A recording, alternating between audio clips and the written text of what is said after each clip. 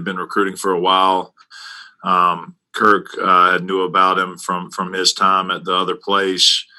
And it really was just a match for what we were looking to do schematically and his skill set, and I think, you look at this class, it was very valuable to have information and live evals on a guy like Christian, and we had targeted him early on and just turned out that his skill set and what we were looking for a quarterback for the program also matched what we wanted to do offensively.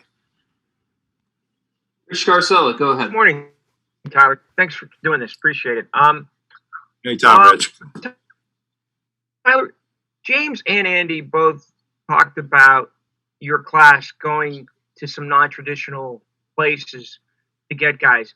And I was wondering if you can ask or answer, why is that? And also, do you see that being part of the plan going forward?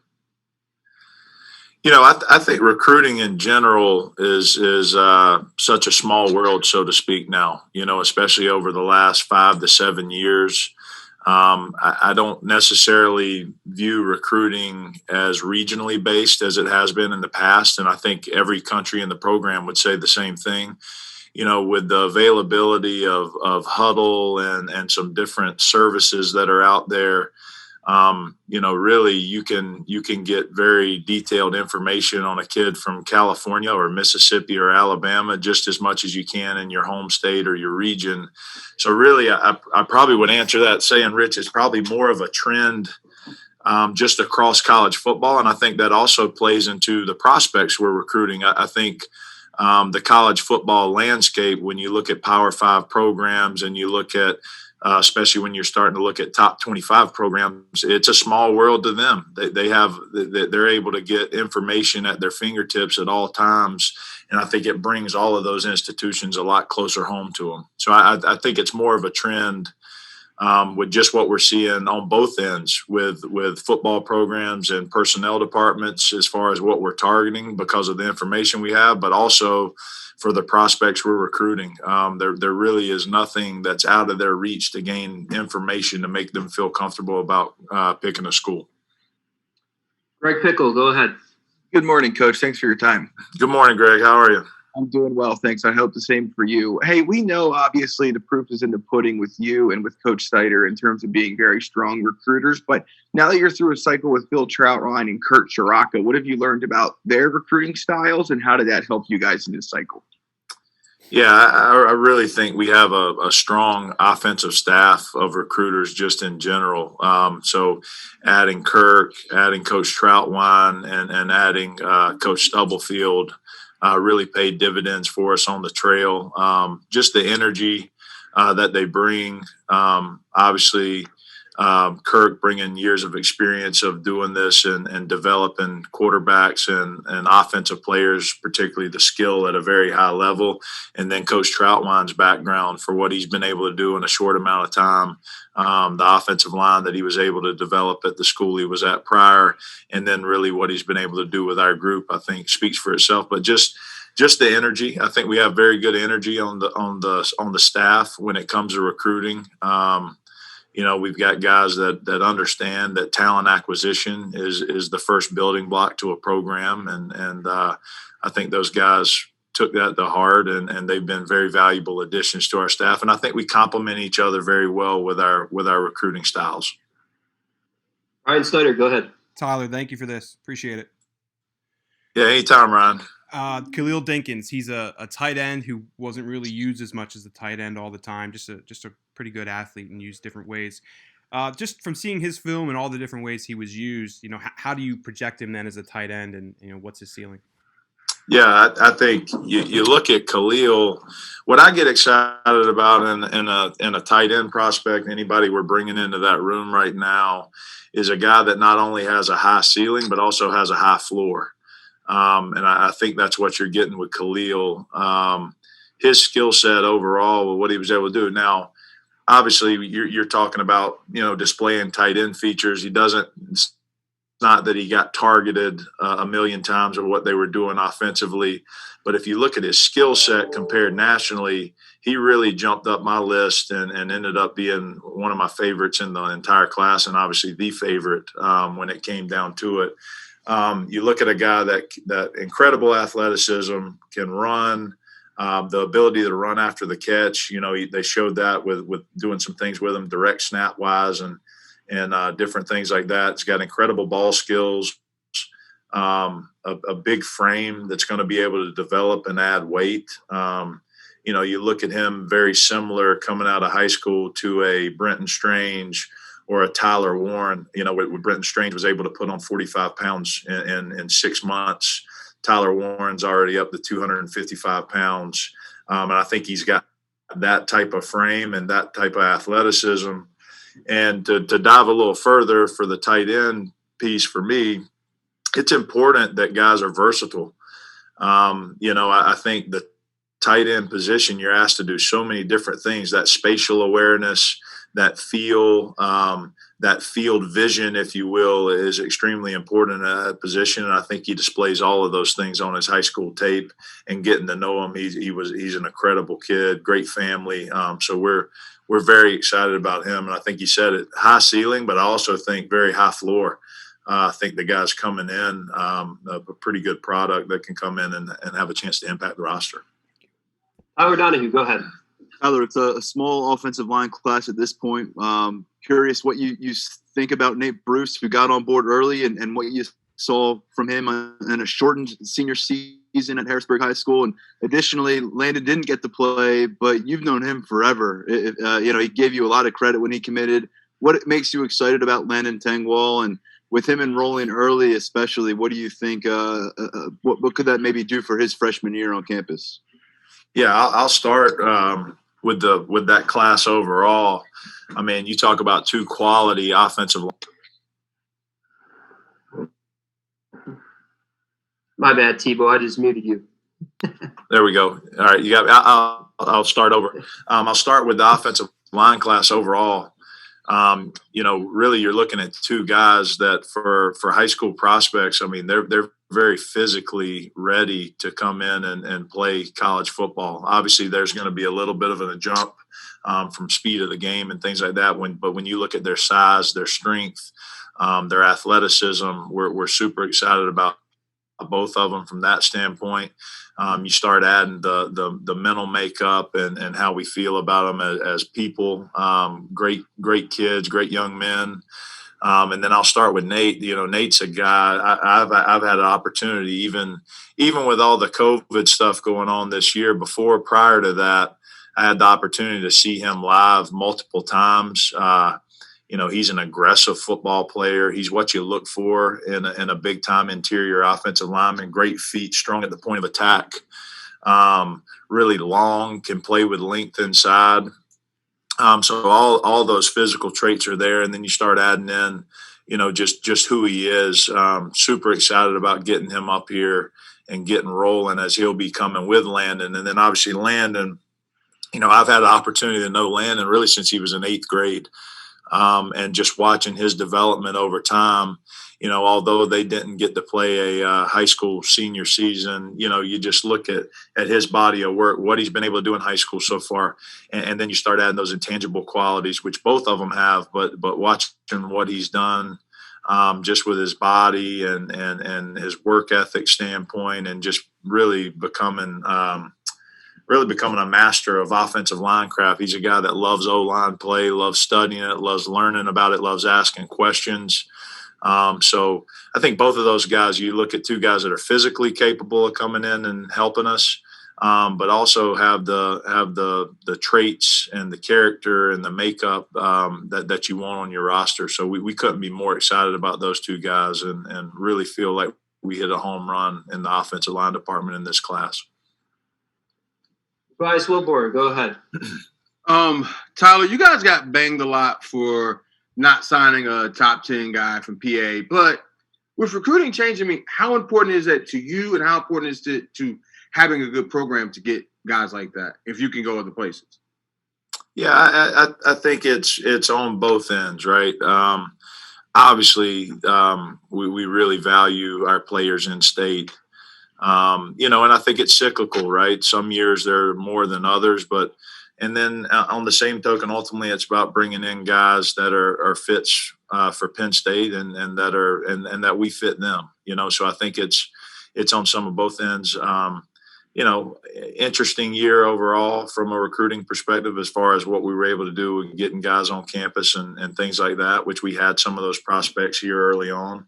But I think it's on both ends. I talked, if you were on here when I was talking with Rich, I think recruiting has changed in some ways. Just the country is smaller as far as the information that you have on kids. It's not just sending mail and getting a highlight VHS tape. I mean, we can watch these guys live time, and our personnel department does a great job of really bringing every kid in the country to us that we feel like is a prospect. And I think you're seeing that even more so with the younger classes, and I think that'll continue to grow each year. But on the same token, obviously the guys in Pennsylvania are extremely important to us, and we're going to continue to push forward in that area. But ultimately, at the end of the day, it comes down to finding great fits for both parts, right? That's what makes the marriage work. Guys that really value Penn State and what we have to offer, and then at the same token, right, we're obviously offering them a scholarship for a reason, and valuing them as a prospect and what they can come in and bring to our organization from a character standpoint, and then obviously as a football player. Rich Scarcella, go ahead. Tyler, what do you expect to happen in the next 2 months and with regards to filling out the rest of the 21 class? Are you targeting any specific positions? And also, can you address the transfer portal and maybe what you're looking for from there position-wise? Thanks. Yeah, I know this will be a little bit general, Rich, but really in both of those areas, I mean, we're really looking if there is a guy and we have space available that we feel like we can add and make an addition to the roster that's going to impact us positively. That's ultimately what we're looking for. And I know that's very general, but really that ranges all positions. If there are guys in both areas that we feel like can come in and impact the roster positively, we're obviously going to explore those options. And that's what we'll be looking to do in February and January, and the rest of this month is fill out this class with prospects that we've identified and we think can come in and help us. And then at the same token, I think the transfer portal is something that's here to stay. I know the portal gets a lot of publicity, right? Transfer has always been there. It's just a little more out in the open. And obviously with the new rule, without sitting out a year, that definitely changes some things with maybe, hey, am I looking to have a quick fix on a roster, things like that. So I think we're exploring both of those areas, and I think that's something that's here to stay. I think we have to explore it. I don't think it's something, the transfer portal is not anything we can turn a blind eye to and say, that's not us. I think that's part of college football now, and that's going to be here to stay. So, but in both areas, just looking to improve the roster. I don't want to say a specific position and then we end up doing something else, because really it comes down, can the guy come in and help us? And do we think he's a fit for our locker room? Both of those things are super important. We got about 6 minutes left with Tyler and Terry. So if you wanted to join Terry, you could hop over to his room. Greg Pickle, go ahead. Coach, we're about a year to the day that you were selected as the interim offensive coordinator. You've done that job at other schools. You obviously have coached many positions. How does all that experience help you recruit other positions besides obviously just tight end in your role as offensive recruiting coordinator? And do you still have a professional ambition to be an offensive coordinator one day? Well, I'll start with the first part. I mean, I think we do a great job as an offensive staff, and this is whatever title, no matter what, we really recruit guys as an entire family. So if you're an offensive lineman or a wide receiver, you're going to know both of those position coaches, just as well as you do the primary recruiter. So I think we really do a good job with from a staff standpoint. With that way, you're going to know Eric Thatcher in our recruiting department, as well as Dan Kabbalah, as well as Taylor Stubblefield or Tyler Bowen or Kirk Shiraka if you're a receiver, and that's really how we recruit, because ultimately. That's what Penn State is. We are that family that you're going to be able to come here and know you're going to have multiple relationships on the staff, because ultimately it's about Penn State as a whole, not one position coach or one coordinator or anything to that such. And then as far as the experience gained and things like that, that's just been the role I've been placed in, and super excited about it. And ultimately for me, all I look for every day is just to grow. There's always some area to grow in personally, and that's ultimately all I'm looking for. Audrey Snyder. Hey, Tyler, thanks for your time. I was asking Terry about this too. When you look at, obviously the importance of Philadelphia specifically and getting stronger ties there, what do you think you guys have to do there for some of those powerhouse programs, the St. Joe's Preps, those types of places, to get a stronger foothold there? Well, to start out with, I think Terry's done an incredible job since taking over that area, and I think you're probably seeing maybe a little bit more of an aggressive style approach of recruiting. You can look at our younger classes, identifying guys earlier, gaining more information earlier, and really trying to get out in front. And I really would say the combination of those two things, hopefully you see pay dividends over the next couple of classes. Howard Donahue, go ahead. Tyler, this wide receiver group maybe wasn't the names that a lot of us anticipated several months ago, but it turns out to be a pretty strong group from the outside looking in. Can you kind of identify any common themes across the board with these three guys and maybe contrast them a little bit as far as what they're going to give Taylor Stubblefield option-wise for 2021? Yeah, I think, obviously perimeter skill was something we wanted to go address in this class. And, all three of these guys really bring a great skill set to the room.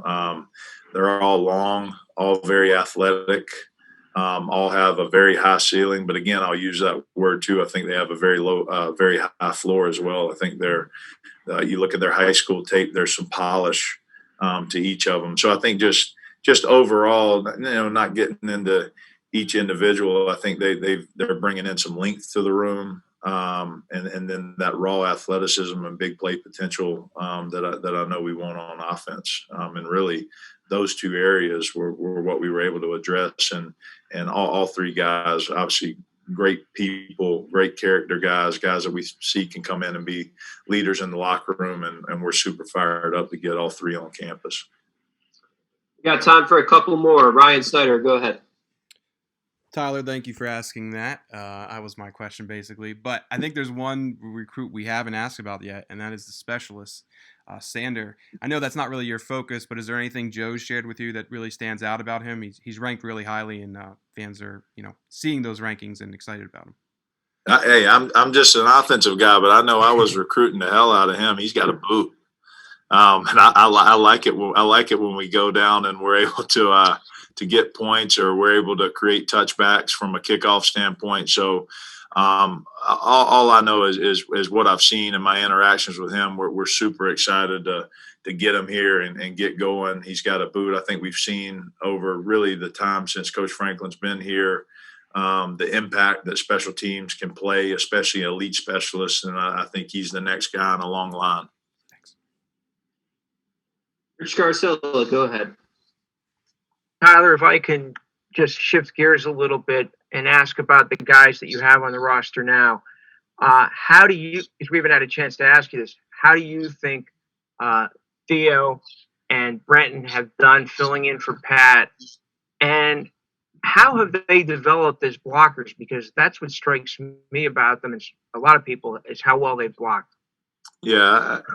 Obviously the room has done a great job filling in from Pat, and that's not easy shoes to fill. Obviously, but I think I think what we pride ourselves on in the room is that there is no drop off. There's a standard of playing tight end at Penn State, and I really do believe year in year out we have the opportunity to be the best tight end room in the country, and I think that's what you've been able to see. And I think over the course of time, we've been able to really drive home how important it is to excel in all three areas of tight end play, which is obviously the run game, pass protection, and then able to make an impact in the route game. And those guys have done an incredible job of really embracing that. They have fun with it. I think that's the fun part about playing tight end. There's not a play where you're running a waste route, a go to open up something else. There's not a play where you're off. You're impacting the game every single play, whether that's an inline blocker out on the perimeter, pass protection. That's an area we've worked really hard on to improve, and I think has impacted our offensive game plan positively. But they've done a great job and really just doing whatever's required to win the game, and I think that's a credit to them. It's an element of toughness that the room is displaying, and now we're able to go in and really help the team wherever it's needed. So been fun to watch those guys develop, and it's fun coaching that room. A lot of great kids that work their tail off, and I think over the next couple of years, the sky's the limit for those guys.